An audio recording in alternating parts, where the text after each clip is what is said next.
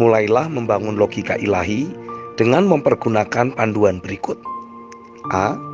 Belajarlah untuk mengenali bagian dari firman yang berbicara kepada kita. B. Belajarlah untuk memahami maksud dari firman yang sedang berbicara kepada kita tersebut. C. Belajarlah untuk menginternalisasikan firman yang kita terima. Mulai hubung-hubungkan firman tersebut dengan kehidupan sehari-hari kita. Saya ambil suatu contoh dari Ibrani 11 ayat yang ke-6. Tetapi tanpa iman, tidak mungkin orang berkenan kepada Allah. Sebab barang siapa berpaling kepada Allah, ia harus percaya bahwa Allah ada, dan bahwa Allah memberi upah kepada orang yang bersungguh-sungguh mencari Dia. Bagi saya, dari ayat di atas, kata berkenan sungguh berbicara kepada saya. Panduan A.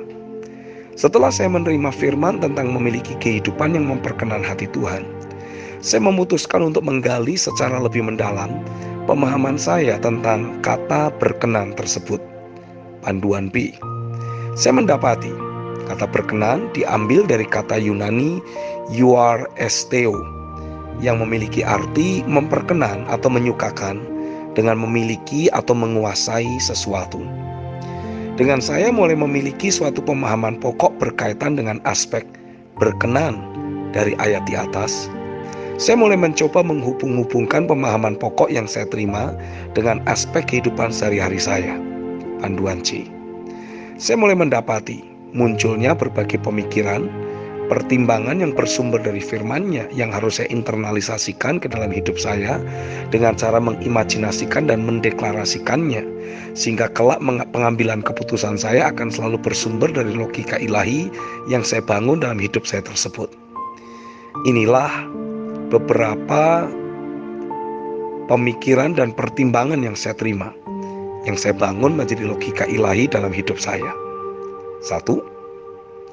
Ketika seseorang mengalami perjumpaan pribadi dengan Tuhan, ia akan mengalami realita keberadaan Tuhan itu memang sungguh ada dan sangat nyata.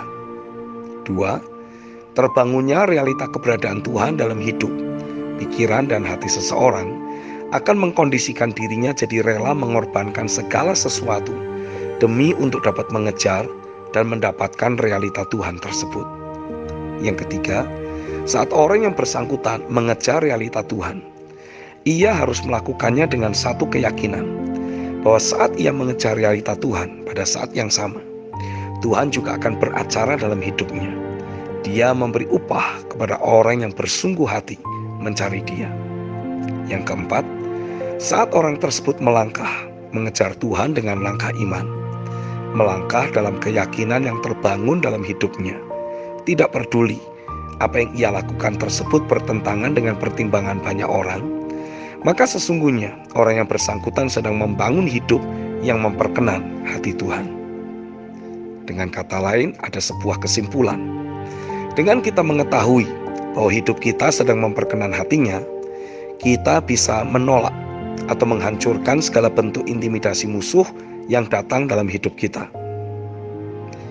Dengan kita mengetahui bahwa hidup kita sedang memperkenan hatinya, kita akan memiliki cukup keberanian untuk meminta sesuatu yang spektakuler atau supernatural untuk dapat terjadi dalam hidup kita. Dengan kita mengetahui bahwa hidup kita sedang memperkenan hatinya, kita bakal selalu ada pada posisi rohani yang berkemenangan dalam segala hal. Pendek kata, ada banyak pemikiran dan pertimbangan ilahi yang jadi terbangun yang memungkinkan kita untuk dapat bergerak secara aktif, dinamis dalam takaran iman yang terus bertumbuh. Doa saya, biarlah seberapa banyak orang yang membaca tulisan ini akan alami pekerjaan roh yang bakal menerjemahkan secara lebih mendalam pemahaman tentang logika ilahi ini. Amin.